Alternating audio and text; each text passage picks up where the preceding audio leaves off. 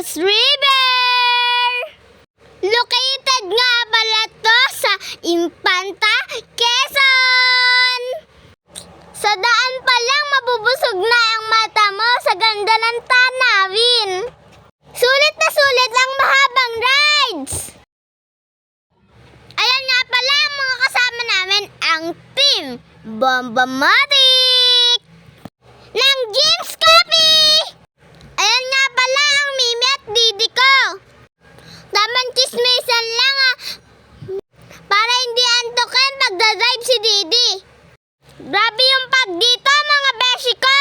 Kailangan mo ng kayakap para hindi ka lamigin. Uy, uy, uy. Naandito na nga pala kami sa Agus River. Pwede nyo nga po palang i-parking ang sasakyan nyo sa ibaba. Malapit sa kukunin yung cottage. Pagkakaganda nga pala dito mga beshi ko. Sobrang payapa at tahimik. Kung nature lover ka, pwedeng pwede ang Agus River para sa'yo. Sigurado mag-e-enjoy ka dito. Yan na nga, pumunta na kami sa floating cottage. 1.5 nga pala ang bayad sa floating cottage nila. Tapos libre lang yung entrance nila. At free lang din ang paggamit ng light vest. O diba, pasok sa bulsa mga beshi ko. Mag-e-enjoy ka sa abot kayang halaga. Ang lakas ni Manong, o siya lang nagtutulak ng floating cottage. Papunta sa malalim.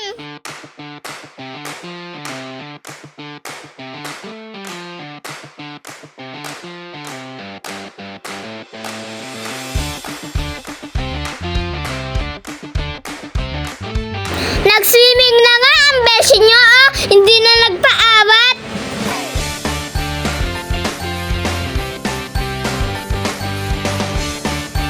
Tinali nga ako ng Didi ko para hindi ako tangayin ng alon. Ang lakas kasi ng current dito. Ginawa nga akong aso mga beshi ko. Kulang na lang sabihin ko, arp arp. Hi! Ayan na nga, sasakay na sila sa kayak. Yan na nga, si Didi sumampa pa. Hi! Hahabol sana ako kaso lang nakatali pala ako. Nagpabigat si Didi ko, oh, kaya hindi sila makaalis. Buti na lang hindi tumaob.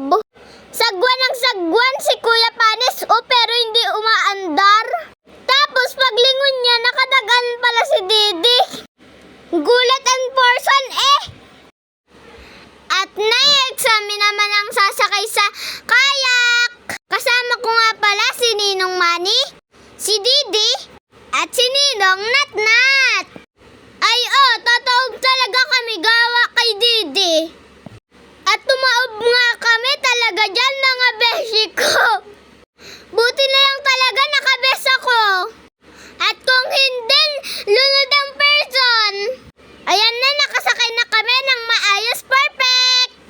At nang sumakay na nga si Didi, lubog sa banda niya sobrang bigat ba naman? Ayan, success, naka-under kami.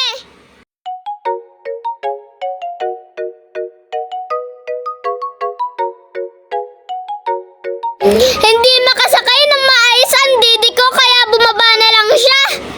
Naawa na sa amin ang person. Siya na lang ang tagatulak. At tumaob nga kami sa pangalawang pagkakataon. Hi! Ayan nga pala si nanay at si tatay. Ay pagkakasweet naman. Muntik na malunod sa pagmamahal Charis. Yan nga pala ang CR nila.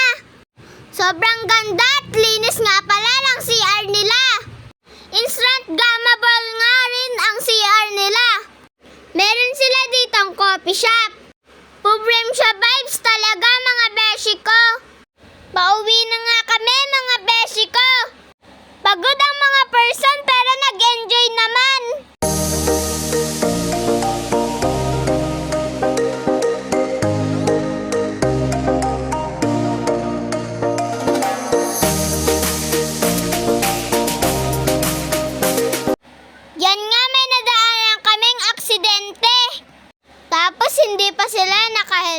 kawawa naman.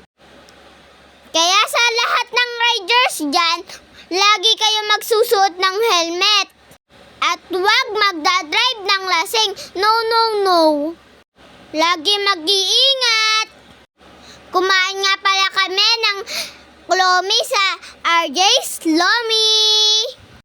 Ang sarap nga pala ng lomi nila, mga beshi ko. Look